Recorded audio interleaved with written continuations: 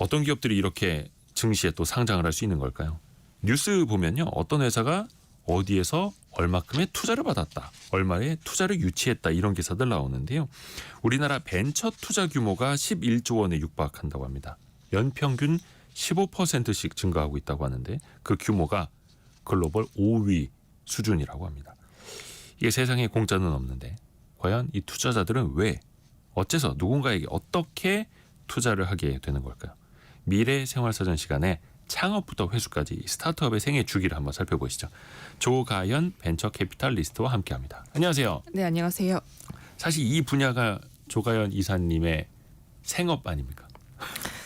네, 직장인입니다. 네, 투자를 심사를 하는. 근데 좀 경기가 안 좋으면 투자금도 좀 위축될 수밖에 없잖아요.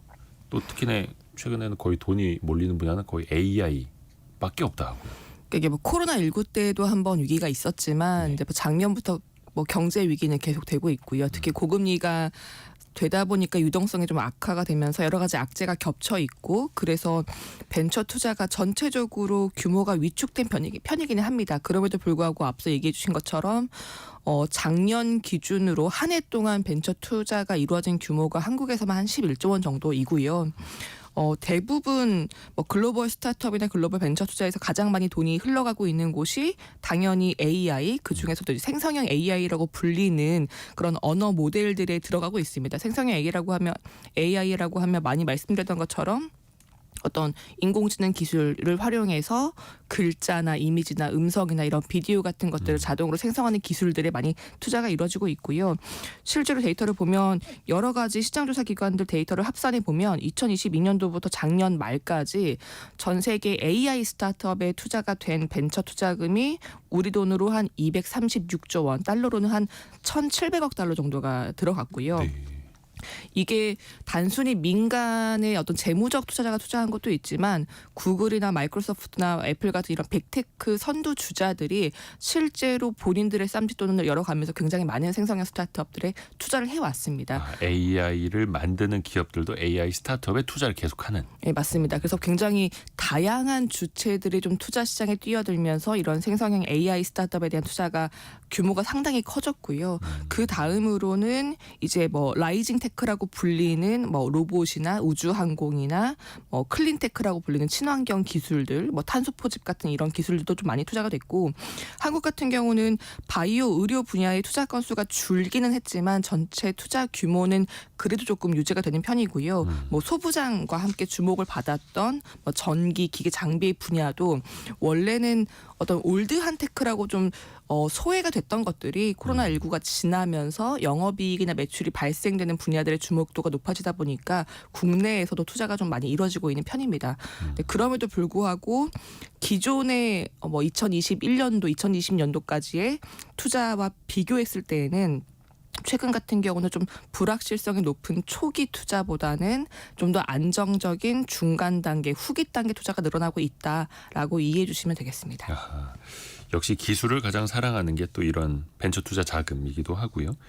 근데 이제 미래생활사전 시간에도 우리가 많이 언급을 합니다만 스타트업, 벤처기업 요거 좀 헷갈려 하시는 분들 많거든요. 어떻게 구분 나눠보면 좋을까요? 그러니까 스타트업이라고 하면 말 그대로 창업 초기의 신생 기업들은 사실 거의 다 해당된다라고 저는 정의를 하고 싶은데요. 이제 막 출발하는 기업들. 네, 그러니까 뭐 사실 자영업이든 뭐 어떤 일반 법인이든 시작했다면 다 스타트업이라고 볼 수 있는데, 이제 벤처 투자 업계에서 이야기하는 스타트업들은 좀 특징이 있습니다. 이제 창업 초기이면서 동시에 하고 있는 그 사업 모델이 굉장히 성공을 한다면은 굉장히 높게 성공할 수 있는 잠재력이 있고, 그리고 동시에 그만큼 뭐 성공의 가능성도 좀 불확실하다, 위험도가 높다라는 정의를 하고 있고요. 이걸 좀 풀어보면 뭐 글로벌 벤처 투자자들이 정의해 놓은 스타트업이라고 하는 것들은 혁신적인 아이디어나 혁신적인 기술을 바탕으로 굉장히 새로운 제품과 서비스를 개발해서 사업을 하고자 하는 초기 단계의 기업들, 그러면서도 일반 기업이나 일반 자영업과 비교했을 때 굉장히 빠르게 성장할 수 있고 그 잠재력이 좀 높게 기대가 되는 곳들, 동시에 기존의 시장이나 기존에 있던 그 어떤 사업 모델들을 혁신하고 또 새로운 시장을 창출해낼 수 있는 사업자들, 그러니까 그런 것들을 보통 이제 스타트업이라고 정의를 하고 있습니다. 이제 국내에서는 벤처 기업이라고 하는 용어도 같이 혼용이 되는데 네. 벤처 기업은 스타트업보다는 조금 더 기술력이 좀 더 검증되고 좀 더 사업 단계가 좀 더 나아가 성숙했다라고 보시면 좋을 것 같고요. 한국에서는 특별하게 이 벤처 기업 육성 특별법이 있습니다. 그래서 정부가 일정한 기준을 충족하면 벤처 기업 인증이라고 하는 걸 제공하고 있고요.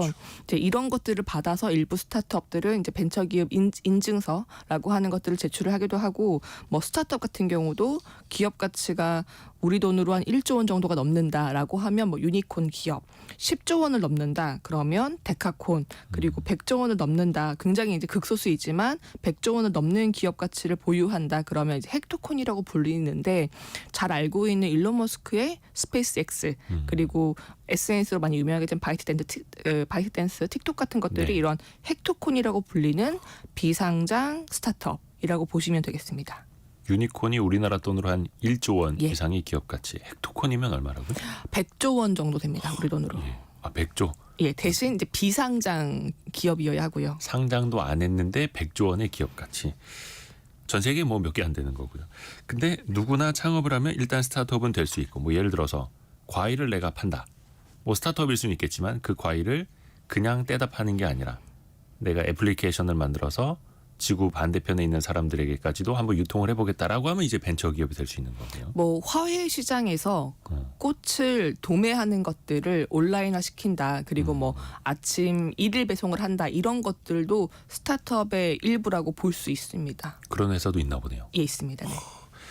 일단 청년들이 또 많이 뛰어들 텐데 사실 젊은 세대는 창업 자금이 충분치 않잖아요. 그 초반에 사업 자금은 어떻게 확보하나요? 물론 대부분 모아놓은 쌈짓돈으로 자체 조달을 많이 하실 텐데 활용하실 수 있는 것들은 정부가 지원하는 지원금들도 있고 창업 지원금들이 많이 있고요. 그리고 뭐 벤처 투자자나 뭐 엔젤 투자자들에게 투자를 유치하는 방법도 있고요. 정책 자금을 일종의 대출 형태로 융자받는 형태도 있습니다. 물론 각 방법마다 장단점이 굉장히 있고 또 모든 기업이 반드시 투자를 유치해야 되는 것은 아니기 때문에 뭐 취사 선택을 할 수 있을 텐데요. 요즘에 가장 많이 쓰시는 게 정부 지원금이지 않을까 싶습니다. 지금 정부 지원금도 뭐 창업 사업화 또는 초기 기술 개발을 지원하거나 아니면 입주할 수 있는 뭐 시설이나 보육을 지원하거나 심지어 이런 업계 사람들을 함께 만날 수 있는 네트워킹이나 행사에 지원하는 것들도 굉장히 많이 열려 있거든요. 그리고 내가 지금 법인 설립은 하지 않았고 아이디어만 있지만 이제 소위 예비 창업 단계이지만 그럼에도 불구하고 정부 창업 지원금이나 기술 개발 자금을 받을 수 있는 것들이 있습니다. 이게 한국에서는 예비 창업자들을 위해서 예비 창업 패키지라고 하는 프로그램을 운영하고 있는데 이게 평균 한 5천만 원.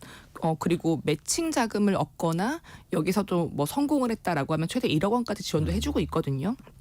이런 것들도 굉장히 자금 프로그램이 많이 나와 있고 이게 결국 이제 정보를 어디서 얻냐의 숙제인데 이제 K 스타트업이라고 하는 창업 포털도 있고요. 네. 또 창업진흥원 각 지역마다 운영하고 있는 창조경제혁신센터 그리고 뭐 각 대학들이나 유관 부처 홈페이지를 보시면 굉장히 다양하고 많은 프로그램들이 존재하기 때문에 좀 예비 창업자 분들이나 창업 초기 기업들이 그런 정보를 잘 확보하셔서 좀 다양한 자금 조달을 이용하시면 좋을 것 같습니다. 그 지원 자금은 또 많이 준비되어 있고 정말로 커갈 수 있는 벤처 기업아 나와라 또 이렇게 하고 있는 거죠. 뭐 미국에서는 예전에 보면 그런 창업 지원금 없었던 시절에는 다들 이제 차고에서 컴퓨터 한두 대로 창업을 시작했다. 일론 머스크 얼마 전에 얘기 들어보니까 초반에 한 달에 한 얼마를 가지고 최소한으로 내가 살 수 있는지 사무실 하나에서 먹고 자고 하면서 책상 밑에서 들어가서 자고 이러면서 한 달에 한 $30만 있으면 내가 살 수는 있겠다라고 하면서 창업을 시작했다라고 하더라고요. 그 기술 기업들은 초기 자금을 어떻게 지원받을 수 있는 거예요? 지금은 조금 알려져 있는 프로그램이긴 한데 TIPS라고 해서 팁스라고 하는 프로그램이 있습니다. 이게 원래는 이제 이스라엘에서 스타트업들, 특히 기술 스타트업들을 육성할 때 활용하던 프로그램인데 거기에서 벤치마킹 해가지고 한국형 팁스가 이미 굉장히 넓게 자리 잡아 있고요. 네. 2013년도에 도입됐고 이걸 한국말로 풀어보면 민간 투자 주도형 기술 창업 지원 프로그램 이렇게 불리고 있는데요. 예를 들어서 물론 투자 유치는 해야 됩니다. 이 팁스라고 하는 프로그램을 운영하는 운영사들이 존재를 하고요. 네. 그 운영사에서 최소 1억 원 이상 투자금을 유치를 하고 그러면 이 팁스라고 하는 프로그램에 지원할 수 있는 요건을 갖게 됩니다. 그리고 모든 기업들이 팁스를 지원할 수 있는 것들은 아니고 투자를 받았고 동시에 기술적으로 역량이 있는 기업들이 지원을 할 수 있고요. 그러면 중소기업, 중기청이나 이런 곳들에서 이 R&D 역량을 평가를 해서 선정된 곳들에게는 최소 5억 원. 많게는 매칭 자금으로 뭐 한 7억 원, 9억 원까지 기술 육성 그리고 해외 사업화, 해외 마케팅을 위한 자금들을 지원을 해주고 있고요. 그리고 극소수이지만 혹시나 어떤 자금 조달이 여의치 않은 경우에는 이제 크라우드 펀딩이라고 해서 그러니까 여러 사람들이 함께 돈을 모은다라는 개념이죠. 크라우드 펀딩이라고 해서 이런 크라우드 펀딩 사이트나 온라인 플랫폼을 통해서 불특정 다수의 개인들로부터 자금 조달을 할 수도 있습니다. 물론 이런 경우에도 어떤 크라우드 펀딩은 내가 이 돈을 유치해서 만든 서비스나 어떤 기술이나 제품들로 보답을 할게요 라고 하는 이런 제품 제공형도 있고요. 그게 아니라 실제로 회사의 주식을 쪼개서 제공하는 지분 제공형도 있기 때문에 크라우드 펀딩을 이용하실 수 있지만 좀 유의해서 활용하시는 게 좋을 것 같습니다.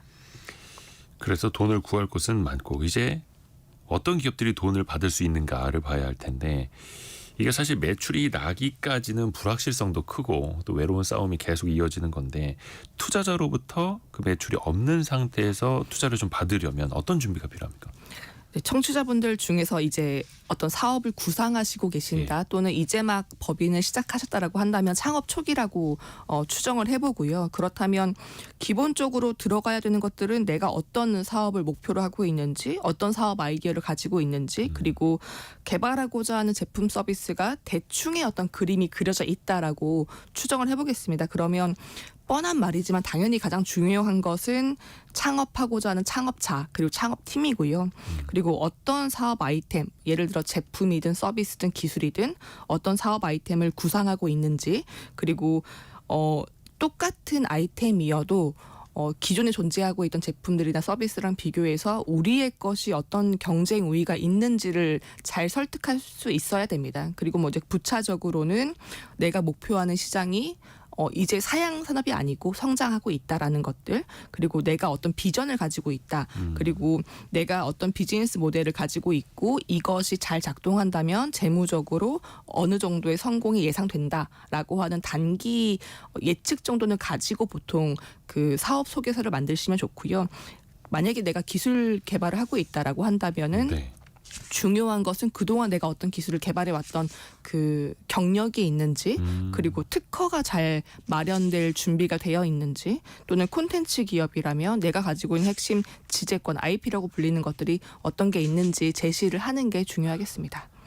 투자자들에게 어필할 수 있는 뭐 기술이 됐든 뭐가 됐든 사람이 됐든 커리어 경력이 됐든 뭐가 확실히 있어야 된다라는 거죠. 정동호 님이 혹시 50대 창업 대출이나 지원 사업이 있나요? 물어보셨는데 나이도 중요합니까? 창업자의 나이? 아직까지는 좀 청년 창업에 집중되어 있는 지원 프로그램이 많이 있긴 한데요. 그럼에도 불구하고 뭐 제도약 프로그램, 그러니까 재창업을 하는 창업자를 위한 제도약 프로그램도 있고요. 또 시니어 창업자를 위해서 일부 센터에서는 이런 교육 프로그램이라든지 그 신사업 아이디어를 좀 멘토링 해주는 그런 그 멘토 멘티 프로그램이 있는 걸로 알고 있습니다. 그래서 제가 나이대가 특정하게 있는지는 정확하게 모르겠지만 찾아보시면 그 접점이 있는 프로그램들이 등장할 것 같습니다. 저 아는 어떤 분도 이제 대기업 고위 임원하다가 상장사 대표이사까지 하셨는데 임기 끝나고 나가서 스타트업을 만드셨더라고요. 그래서 거의 60 다 된 사람이 막 20, 30대들이랑 같이 경쟁 PT하면서 투자자금 유치하려고 자기가 가장 고령이었고 한 40, 50 넘은 사람도 자기밖에 없더라 이런 말씀해 주시더라고요. 근데 뭐 나이는 숫자니까 그냥 숫자니까 본인의 경력과 기술 또 미래를 보여주면 되는 거죠. 서은비님이 오늘 방송 완전 유익합니다. 현재 다니는 회사 퇴사하고 작은 온라인 스토어 열려고 계획 중인데 오늘부터 열심히 서치해야겠어요. 이렇게 보내셨거든요. 아, 퇴사 계획이신데 이거 성함을 불러드려도 되나 모르겠네요. 이미 성함은 나갔는데 모르겠다. 그 조가연 이사도 투자자 중에 한 사람이잖아요. 벤처캐피탈 내에서 투자 심사를 하고 있는 역할이고, 그럼 개인적으로 그 심사할 때 어떤 걸 가장 눈여겨봅니까? 어떤 포인트를?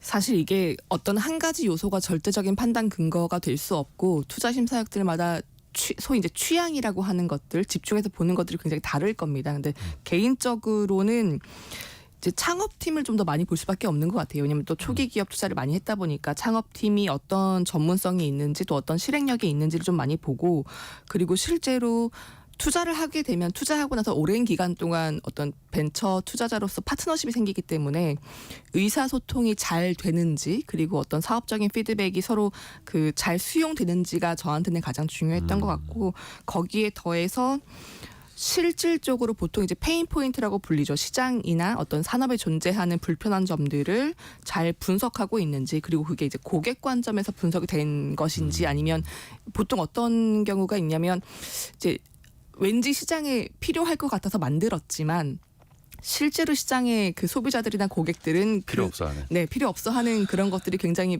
생각보다 많이 있습니다. 예, 그런 것들은 이제 고객 중심의 사고가 되냐로 좀 그 설명을 해야 될 것 같고요. 그리고 어떤 목표 시장이 있다면 그 시장의 특성, 예를 들어 어떤 유통망이 어떻게 존재하는지, 시장의 어떤 밸류 체인들이 어떻게 존재하는지, 이런 것들을 뭐 당연하게 볼 수밖에 없고요. 이런 것들은 방금까지 말씀드린 것들은 아마 대부분의 벤처 투자자들이 다 고려를 하는 것들일 것이고, 또 사업이 조금 어느 정도 진척이 돼서 뭐 중간 또는 후기 단계의 스타트업이다라고 한다면 뭐 공통적으로 실제로 목표한 시장에서 원하는 그 목적을 달성하고 있는지, 또 그때 정도에는 어떤 실적이나 성과가 있는지, 재무적으로 뭐 잘 정비되어 있는지, 이런 것들이 중요한 지표가 되고 있습니다. 그렇죠. 아무리 아이디어 좋고 아무리 기술이 최첨단이어도 시장에서 안 팔릴 물건이면 투자하기 쉽지 않죠. 결국 이제 돈을 벌기 위해서 투자하는 거니까. 그 투자를 심사하는 단계도 꽤 복잡할 것 같은데 이게 또 한두 푼 하는 투자금이 아니다 보니까 어떻습니까, 실제로? 이건 투자 회사마다 조금은 그 프로세스 과정이 좀 다를 수 있고요. 또 초기 단계 투자이냐 후기 단계 좀 큰 규모 투자이냐에 따라서 이 단계가 축소되기도 하고 길어지기도 합니다. 그런데 일반적으로는 어떤 투자 대상을 발굴해서 초기에 충분히 뭐 미팅 등을 통해서 충분히 검토를 거치고요. 그리고 이제 벤처 투자 회사에서 정식으로 내부 임직원들 또는 투자 심사 의사 결정자들에게 회사를 소개하는 이제 IR이라고 하는 정식 소개가 있고요. 그리고 그 이후에 내부에서 괜찮은 것 같다라는 어떤 검토 의견이 1차적으로 나오면 예비 투자 심사, 본 투자 심사 위원회를 거치게 됩니다. 그리고 그 과정에는 실제로 이 기업이 정량적으로 정성적으로 문제가 없는지, 뭐 전관부터 등기부 등본 등등 여러 가지 법인 서류들을 또 검토하게 되고요. 재무나 회계적인 문제가 없는지, 그리고 뭐 외부의 소송이 없는지, 지재권의 특허 문제가 없는지라고 하는 것들을 이제 검토하는 기업 실사가 그 투자 심사 과정에 이루어지게 됩니다. 이제 여기까지 다 된다면은 본 투자 심사 위원회를 열고 최종 의사결정을 하고요. 그리고 계약서도 검토하고 서로 협상하는 과정을 거치면서 마지막에 이제 모든 게 다 합의가 되면 투자금이 납입이 됩니다. 근데 일반적으로 초기 투자를 하는 소규모의 투자 회사들은 대부분 첫 미팅부터 투자금이 될 때까지 뭐 굉장히 짧으면 한 달이라고도 얘기를 하는데 일반적으로는 뭐 그래도 한 2, 3개월은 걸린다라고 이해하시는 게 좋을 것 같고요. 심사 기간만. 투자금이 납입될 때까지 납입될 기간들입니다. 때까지. 네. 그런데 요즘 같은 경우는 또 굉장히 또 경쟁도 치열하고 시장 상황도 녹록치 않고 또 산업 분석이 좀 많이 필요한 경우에는 사실 길게는 뭐 1년 반이 걸리기도 하기 때문에 저희도 가이드라인을 드릴 때에는 돈이 딱 떨어질 시점에서 투자 유치를 하시는 게 아니라 추정컨대 내가 뭐 1년 반 정도 운영할 자금이 남아있는 것 같다라고 하면 여유를 두고서 한 1년 전부터는 투자 유치 과정을 시작하시는 게 좋다라고 제안을 드리고 있습니다. 그러게요. 근데 또 이게 항상 돈줄이 금방금방 마르는 스타트업 입장에서는 빨리 좀 해줬으면 좋을 테고, 그렇죠. 근데 일단은 투자를 받는 것 자체도 대단한 거죠, 스타트업이. 특히 초기 기업일수록 이 사업이 앞으로 되겠는가, 가능성 아니면 시장성 이런 거 체크하기 되게 어렵잖아요. 불투명하기도 하고. 특히 중요한 거는 얼마의 기업 가치로 투자를 해줄 건가인데 그 기업 가치는 어떻게 산정합니까? 이 질문을 굉장히 많이 받는데요. 그렇죠. 네, 스타트업 그 창업자분들을 만났을 때 기업 가치를 어떻게 결정하냐라는 질문을 상당히 많이 받는데 일단 높게 받고 싶겠죠. 물론 그렇습니다. 성공예감 네. 기업 가치 한 30조. 그러면 좋습니다. 저도 그렇게 해주시면 좋겠는데요. 대부분 정량적인 답은 없습니다. 예를 들어서 저희가 뭐 어떤 부동산이나 아파트를 계약을 하고 싶은데 갔을 때 보면은 이제 뭐 구조도 보고 내부에 있는 인테리어 상태도 보고 집기도 보고 어떤 옵션들이 있는지도 보고 뭐 위층 아래층 이동이 어떤지 시끄러운지 시끄럽지 않은지 뭐 남향인지 아니면 주변 상권은 좋은지 주변 매물 대비 가격은 어떤지 굉장히 여러 가지를 그렇죠. 복합적으로 종합적으로 보고 그게 집값이 되듯이. 예 그렇게 되잖아요. 그러니까 그런 것처럼 팀에 대한 어떤 그 스타트업에 대한 기업 가치를 결정하는 것도 굉장히 다양한 요소들이 이제 맞물려 있습니다. 창업팀의 어떤 경력, 그리고 기술 수준, 시장의 크기, 그리고 이들이 지금 그 개발하고자 하는 어떤 꿈의 크기 이런 것들도 굉장히 중요한 요소이기 때문에 기업 가치라고 하는 것들을 정답을 드리긴 참 어려운 것 같고요. 다만 가장 많이 활용되고 있는 게 유사한 서비스나 유사한 단계의 기업들이 최근에 어느 정도 기업 가치로 투자를 받았었는가, 또는 이 기업들이 목표로 하는 사업 계획대로 흘러갔을 때 그 미래 기업 가치를 산정을 하고 그 기업 가치를 역으로 계산해서 그러면 우리는 어느 정도 기업 가치에 투자하는 것이 적절한가라는 방법들을 가장 많이 활용한다라고 얘기 드릴 수 있겠습니다. 뭐 예를 들어서 한 1,000억 정도 기업 가치까지는 성장할 수 있겠다. 그러면 그게 한 10년 뒤에 그려지면 현재로서는 얼마가 타당한가, 또 이렇게 역산을 또 해나가는 거네요. 그럼 그 벤처 캐피탈리스트로서 봤을 때 어떤 분들은 그런 얘기합니다. 사람만 보고 투자한다. 특히 이제 소프트뱅크 손정희 회장이 알리바바 마윈을 보고 사람만 보고 5분 만에 투자 결정을 했다, 이런 얘기 하잖아요. 어떻게 생각하십니까? 그런 낭만의 시대가 있었습니다. 아, 그래요? 예, 그런 낭만의 시대는 분명히 있고요. 아마 지금도 일부 아주 극소수의 기업들은 창업자가 굉장히 우수한 기술력을 개발해 왔던 것들이 입증이 되어 있는 사람이라면, 또는 기존에 뭐 플랫폼이든 커머스든 아주 우수하게 성공을 시켜서 엑시트를 한 사례가 있다라고 하는 창업자라면 그런 사람들이 재창업했을 때 또는 연쇄 창업했을 때 일반적인 창업 기업과 대비했을 때는 분명히 훨씬 더 투자 의사 결정이 좀 더 공격적으로 이루어질 수 있고 기업 가치 책정이라든지 투자금의 규모도 훨씬 더 공격적으로 이루어질 수는 있습니다. 물론 뭐 예를 들어서 챗GPT 만든 샘 알트먼이 나와서 스타트업 하나 또 만듭니다. 그러면 이제 돈 싸들고 사람들이 막 찾아가겠죠. 근데 뭐 당시에 알리바바 마윈 회장은 정말 아무도 없었던 시절, 뭐 이런 시절에서 또 투자 결정을 했다라고 하니까 또 낭만적으로 또 볼 수도 있는. 특히 이제 걸음마 수준의 초기 기업은 가치를 매기는 게 더 어렵지 않을까요? 뭐 볼 수 있는 게 별로 없을 거 아니에요. 그래서 최근에 이제 한국에서 좀 일반적으로 사용되기 시작한 게 이제 SAFE라고 해서 SAFE라고 해서 SAFE라고 하는 투자금이 있는데요. 뭐 안전을 찾는 거예요? 이게 축약어인데 그 S는 심플로 시작을 합니다. 그래서 조건부 지분 인수 계약이라고 하는 세이프 방식이 있는데, 이게 뭐냐면 지금 당장 기업 가치를 평가하기 굉장히 어려운 경우에는 우리 지금 기업 가치 확정하지 말자. 그냥 당신이 지금 필요한 투자금만 알려줘. 그럼 그 투자금을 투자를 하고요. 뭐 1년 뒤든 2년 뒤든 후속 투자가 이루어질 때 그때는 어느 정도 또 사업이 성과가 이루어졌을 테니까 그때는 이제 기업 가치가 결정될 테니까 그때 결정된 기업 가치에서 역으로 우리가 초기 투자자들은 세이프 투자자들은 일부 할인율을 받을게. 그렇게 해서 향후에 미래의 기업 가치를 계산하자라는 방식이 이제 조건부 지분인수 계약이라고 하는 세이프 방식이고요. 옵션을 거는 거네요.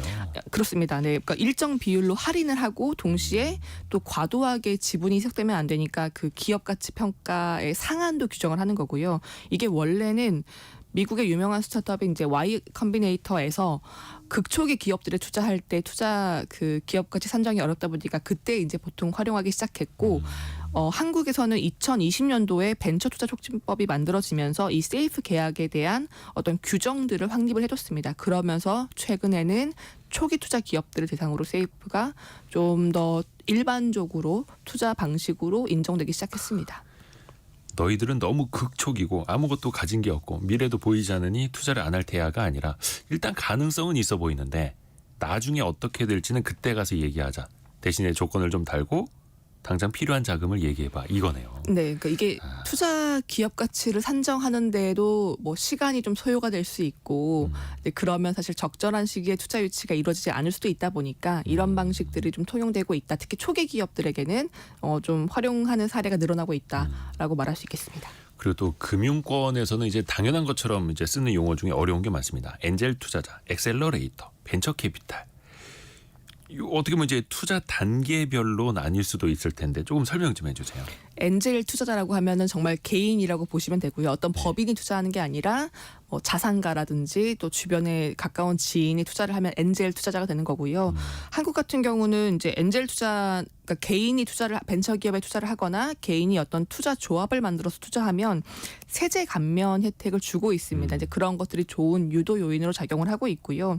엑셀러레이터라고 하는 것은 이제 국내에서는 법령적으로는 창업 기획자라고 불리는데 벤처 캐피탈 대비 좀 초기 단계에 투자하는 기관 투자자라고 보시면 되겠습니다. 그러니까 엑셀러레이터라고 하면 뭐 그냥 투자금만 제공하는 것보다는 창업 초기에 좀 멘토링도 해주고 창업 교육도 해주고 좀 더 긴밀하게 의사소통을 하는 투자자라고 보시면 좋을 것 같고요. 일반적으로 이야기 되는 벤처 캐피탈은 잘 아시다시피 뭐 벤처 투자를 하는 주체이고 요즘에는 대기업들도 벤처 투자 시장에 뛰어들면서 이제 기업형 벤처 캐피탈, 뭐 CVC라고 불리는 것들도 있고 자산 운용사들도 벤처 투자 부서를 만든다거나 일반 기업들이 전략적 투자자, 이제 SI라고 불리는 전략적 투자자로 벤처 기업 투자도 많이 하고 있어서 벤처 투자 시장의 주체는 좀 많이 늘어나고 있다라고 봐주시면 되겠습니다. 조가연 이사님을 저희가 소개할 때 벤처 캐피탈리스트라고 하는데 투자 심사역, 심사를 하는 그런 역할, 이런 의미일 테고. 근데 뒤에 보면 이제 벤처 캐피탈이라는 뜻이 들어갑니다. 그러니까 벤처가 이제 모험인 거고요. 모험이고. 이제 캐피탈은 자본인 거니까 모험 자본이라고 이해하시면 좋을 것 같고요. 앞서 말씀드렸던 것처럼 이제 스타트업이 성장 잠재력이 굉장히 높지만 위험도도 높은 투자 대상이기 때문에 이런 스타트업이나 벤처 기업의 자본을 투자하는 전문 투자 기관이나 투자자 아니면 그런 펀드들을 보통 이제 통영적으로 모험 자본 또는 벤처 캐피탈이라고 부르고 있습니다.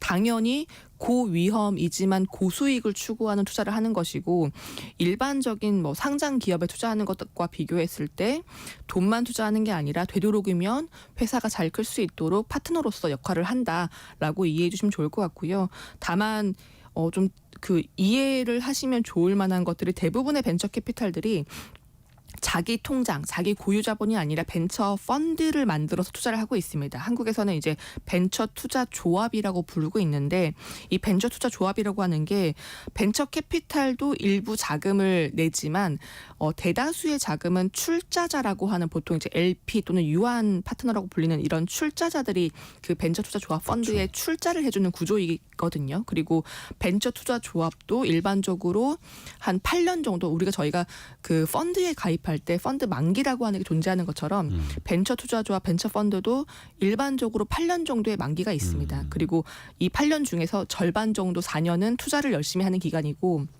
절반 정도의 4년은 이제 회수를 하는 과정으로 돌입을 하거든요. 그렇기 때문에 그 펀드로 투자하기 때문에 이제 운용 기간이 어느 정도 있는 펀드인지 이런 것들도 투자를 유치하실 때 고려하시면 좋을 만한 부분입니다. 그렇죠. 사실 그래서 벤처 캐피탈도 마찬가지고 사모펀드도 마찬가지고 누군가 거기에다 돈을 대야 그 돈으로 이 틀을 짜서 그 틀로 투자를 하게 되는 거죠. 그래서 그 출자자가 중요한 거잖아요. 실제로 돈을 대는 사람들은 어떤 주체일까요? 한국에서는 이제 정책금융과 민간 출자자로 크게 구분을 할 수 있고요. 국내 같은 경우는 아무래도 벤처 생태계를 좀 육성하고자 해서 마중물을 대주는 게 정책금융이 좀 많이 있습니다. 네. 정책금융이라고 하면은 뭐 모태펀드나 국책은행들 이런 것들이 많이 참여하고 있고 정부 기관들도 일부 출자자로 참여를 하고요.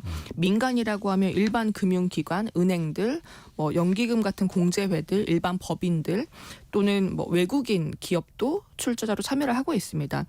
찾아보면 2019년도부터 2023년도까지 벤처펀드에 출자한 비중이 정책금융 비중이 한 16%에서 26%, 그리고 민간 출자자가 나머지 한 74에서 83% 정도 차지를 하고요.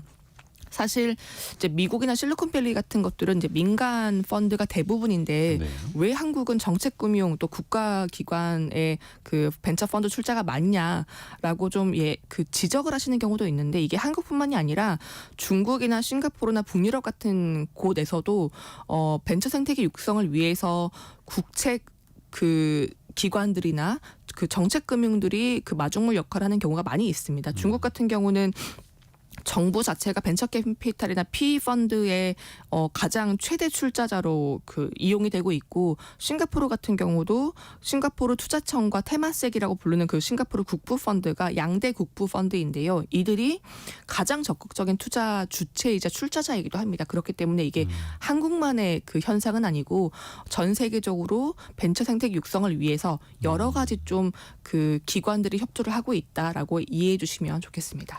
금액적으로도 그렇고 어떻게 보면 정책금융, 뭐 공공기관이나 공기업 돈, 나라 돈이 먼저 들어간다. 안심하고 들어오십시오. 이럴 수도 있는 거고요. 근데 그걸 이제 모태 펀드라고도 하지 않습니까? 이게 같은 정책금융이어도 사업 특성에 따라서 투자 방향이 또 달라진다고요? 그러니까 모태 펀드가 그러니까 어머니 펀드라고 보시면 될 것 같습니다. 펀드 벤처 펀드에 출자를 해주기 위한 펀드가 이제 모태 펀드라고 보통 얘기를 많이 하고요. 그렇기 때문에 어떤 간접적인 투자 펀드 성격을 가지고 있고, 한국에서는 2005년도부터 벤처기업 활성화 대책을 위해서 이 벤처 펀드가 도입되기 시작을 했습니다. 주로 뭐 중소벤처기업부나 뭐 중소기업지원공단 아니면 각각 그 부처들이 출자를 해서 운영을 하고 있고요. 당연히 아무한테나 주는 게 아니라 출자할 때도 사업 주체마다 그 평가를 진행을 하고 굉장히 좀 공정하게 선발을 하려고 하는 편입니다.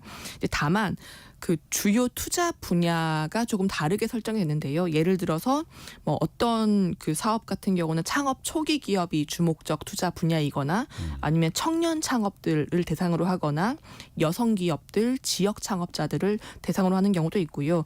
또는 그 산업 분야별로 쪼개서 뭐 이건 소부장 에 좀 더 목적을 두고 있는 펀드야, 아니면 이건 바이오 헬스케어가 주목적이야, 아니면 이건 콘텐츠에 투자하는 펀드야, 이렇게 좀 정부 부처마다 그 투자 방향성을 좀 다르게 설정을 하고 있고요. 이렇게 해두는 의미는 정부가 어떤 그 산업별로 육성을 하는 공적 목적도 있고, 또 민간 투자자들이 같이 매칭되어서 이제 해당 산업을 좀 키울 수 있다라는 그런 가능성도 있고요. 요즘 같은 경우에는 이런 모태 펀드뿐만 아니라 지자체에서도 지역 그 활성화를 위한 펀드들을 만들고 있어서 좀 미래의 기술 분야 또는 전략적으로 육성이 필요한 분야에 관련된 출자 사업들이 늘어나고 있다라고 이해해 주시면 좋겠습니다. 황우성님이 지금 말씀하시는 여성분 누구인가요? 목소리 너무 좋으시고 말씀도 엄청 잘하시네요. 스마트함이 제대로 느껴지네요.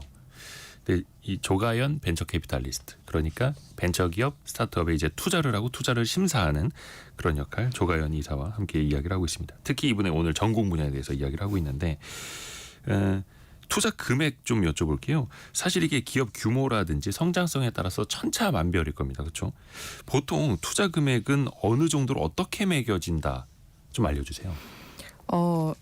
많은 질문 받는 것 중에 또 하나긴 한데요. 이것도 그러니까 이것도 궁금하죠. 네, 우리 얼마 투자 받아야 돼요라고 하는 질문을 많이 받는데, 얼마까지 받을 수 있어요? 막 이런 거. 네, 그러니까 반대로 여쭤보면 원하시는 사업 목표가 보통 있을 거잖아요. 내가 이 자금을 받아서 뭐 앱을 완성을 시키겠다라든지, 우리가 지금 한국 서비스는 충분히 하고 있는데 뭐 일본 시장에 진출하고 싶다라고 하는 사업적인 목표가 있을 거고, 해당 금액을 가지고서 운영하고자 하는 운영 기간이 있을 겁니다. 네. 그러면 그 목표를 달성하기 위해서 실제로 필요한 돈이 얼마인지를 먼저 추산을 해야 되고요. 거기에서 뭐 플러스 마이너스해서 적정한 투자 규모가 결정이 됐는데, 그럼에도 불구하고 통상적으로 초기 투자다, 뭐 소위 이제 시드 투자다, 씨앗 같은 투자다, 씨앗 투자. 예, 라고 하면 보통 10억 원 미만으로 많이 이루어지고요.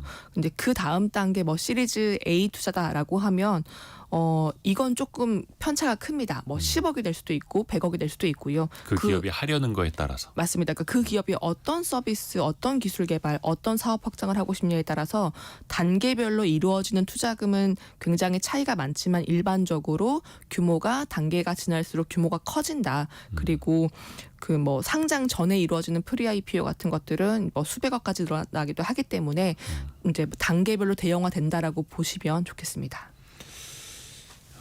시리즈 A, B, C. 그래서 이제 뉴스 기사 보면 어떤 기업이 시리즈 A 투자를 받았다, 시리즈 B 투자를 받았다. 그러다가 단계별로 하다가 나중에 또 상장이 되는 거고요.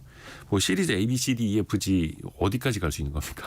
임의적으로 정하는데요. 뭐 어떤 경우는 시리즈 A 아니고 이건 프리 A야라고 하기도 하고, 이거는 뭐 브릿지 투자야, 중간 단계 다리 투자야라고 하기도 하기 때문에 이제 이건 회사가 어떻게 명명하고 싶냐에 따라서 이름이 붙여지기 나름입니다.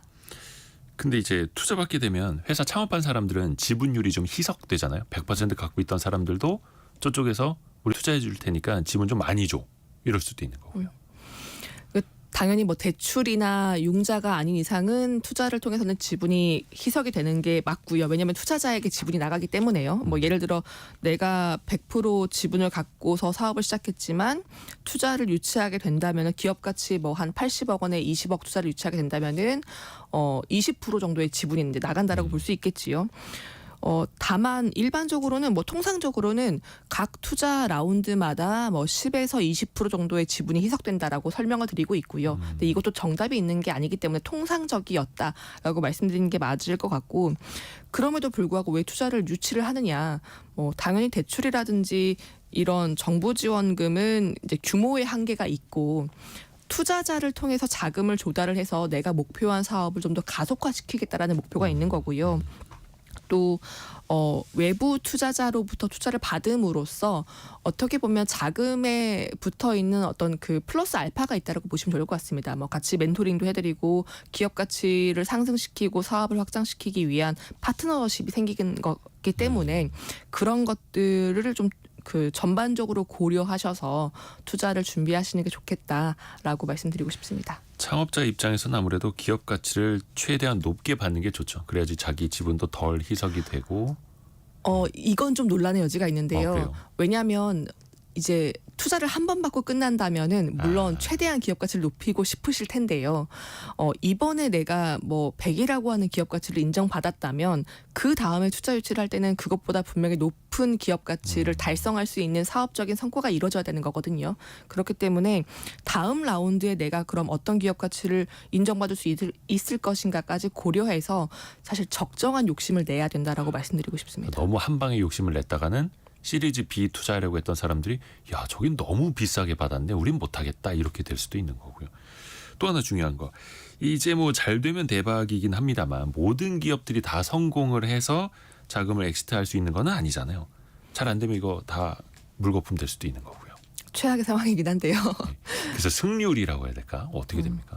이게 모험 자본이기 때문에 당연히 뭐 손실 위험도 있고 반대로 이제 고수익을 낼 수 있는 잠재력도 있는데 중기부에서 발표한 자료를 보니까 국내 벤처 펀드들이 1987년부터 2024년 6월까지 청산된 전체 펀드의 수익률이 연평균 수익률로 한 9% 정도 됩니다. 그러면은 9% 정도의 수익률이 평균이라고 한다면은 그래도 준수한 실적을 보유하고 있다라고 보시면 좋을 것 같고요. 당연히 손실을 내지 않기 위한 노력들을 모든 벤처 투자자가 분명히 하고 있을 겁니다. 말씀드렸던 것처럼 정책금융, 그러니까 우리 세금이라든지 이런 정책금융이 그 모태 펀드로 많이 들어와 있기 때문에 투자 단계부터 굉장히 리스크가 없는지 많이 면밀하게 검토를 하려고 하고요. 다양한 산업군들의 다양한 단계의 포트폴리오들을 좀 분산적으로 담기 위해서 한 펀드에 분산적으로 담기 위해서 노력을 하고 있고 다각화를 시키고 있고 또 한 번에 큰 금액을 투자하기보다는 이제 단계별로 쪼개서 단계별로 투자한 다음에 우리가 원하는 성과가 이루어지면 그 다음 단계 또 투자하고 이런 식의 어떤 단계별 투자도 하고 있습니다. 그리고 투자가 이루어진 뒤에도 정기적으로 뭐 경영 성과가 어떻게 이루어지고 있는지 저희도 확인을 하고 있고 또 투자금 실사도 하고 있어서 좀 다각적인 노력은 하고 있다라고 봐주시면 좋겠습니다. 그렇죠. 그렇게 해서 연평균 수익률 9% 정도만 나와도 이거는 준수하다 이렇게 볼 수 있는 거고요. 거의 시간이 다 돼서 이 벤처 투자 또 스타트업 투자에 대해서 나중에 엑시트하는 이야기 또 상장까지 가는 이야기는 시작도 못했습니다. 예. 저희도 이제 스타트업까지만 이야기를 했는데 다음번에는 이제 더 큰 기업들이 돼서 어떻게 또 상장이 되는지 그 이야기 이어가면 더 좋을 것 같습니다. 벤처 캐피탈리스트 조가연 이사였습니다. 고맙습니다. 네, 감사합니다.